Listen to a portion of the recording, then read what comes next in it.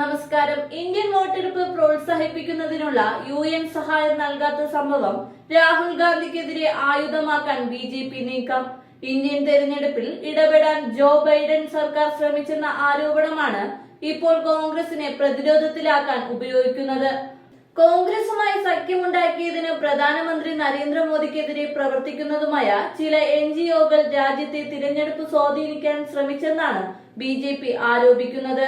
ഇന്ത്യയിൽ വോട്ടെടുപ്പ് പ്രോത്സാഹിപ്പിക്കാനുള്ള US സഹായം നിർത്തലാക്കിയതിന് പിന്നാലെയായിരുന്നു ട്രംപിന്റെ വിവാദമായ പരാമർശങ്ങൾ.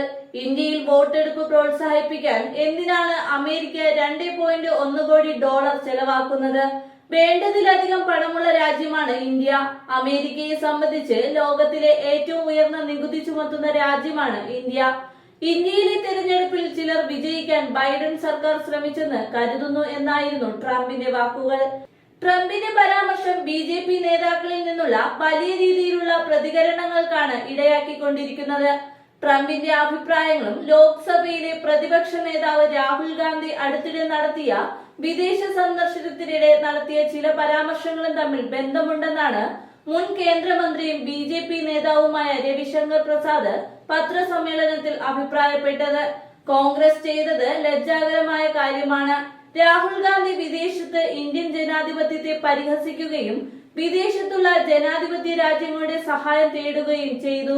കോൺഗ്രസ് തുടർച്ചയായി തെരഞ്ഞെടുപ്പുകളിൽ പരാജയപ്പെടുന്നതിനാൽ വിജയിക്കാൻ അദ്ദേഹം പിന്തുണ തേടി എന്നാണ് ഇതിനർത്ഥം, രവിശങ്കർ പ്രസാദ് പറഞ്ഞു.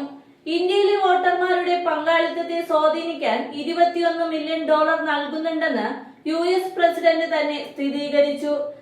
രാഹുൽ ഗാന്ധി വിദേശത്ത് പോയി ഇന്ത്യൻ ജനാധിപത്യത്തിനെതിരായ ഭീഷണികളെ കുറിച്ച് ജനാധിപത്യ രാജ്യങ്ങൾ ആശങ്കപ്പെടുന്നില്ലെന്ന് പറയാറുണ്ടായിരുന്നുവെന്നും അദ്ദേഹം പറഞ്ഞു.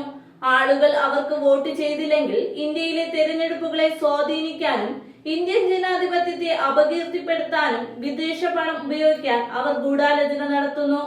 ഇന്ത്യയുടെ ജനാധിപത്യ പ്രക്രിയയിൽ വിദേശ പണം നടത്തുന്ന ഈ നഗ്നമായ ഇടപെടലിനെ ജനങ്ങൾ പൂർണ്ണമായും അപലപിക്കുന്നു. ഇത് വളരെ നാണക്കേടുള്ള കാര്യമാണെന്നും അദ്ദേഹം അഭിപ്രായപ്പെട്ടു. 2024 പൊതു തിരഞ്ഞെടുപ്പിനെ സ്വാധീനിക്കാൻ ആസൂത്രിതമായ ശ്രമം നടക്കുന്നു എന്ന് BJPയുടെ IT സെൽ ഇൻചാർജ് അമിത് മാളവിയും രംഗത്ത് വന്നു.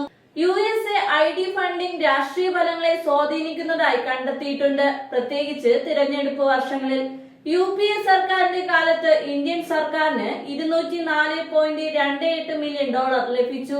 അതേസമയം തന്നെ NGOകൾക്ക് $2114.96 ബില്യൺ ലഭിച്ചു. NDA കീഴിൽ സർക്കാർ ഫണ്ടിംഗ് 2015 കണക്കനുസരിച്ച് $1.51 മില്യൺ ആയി കുറഞ്ഞു. അതേസമയം NGO ഫണ്ടിംഗ് 2579.73 മില്യൺ ആയി വർദ്ധിച്ചു.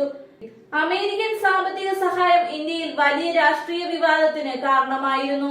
ഇന്ത്യയുടെ തിരഞ്ഞെടുപ്പ് പ്രക്രിയയിൽ നടന്ന വിദേശ ഇടപെടലിന്റെ തെളിവാണിത് എന്നായിരുന്നു BJPയുടെ ആരോപണം.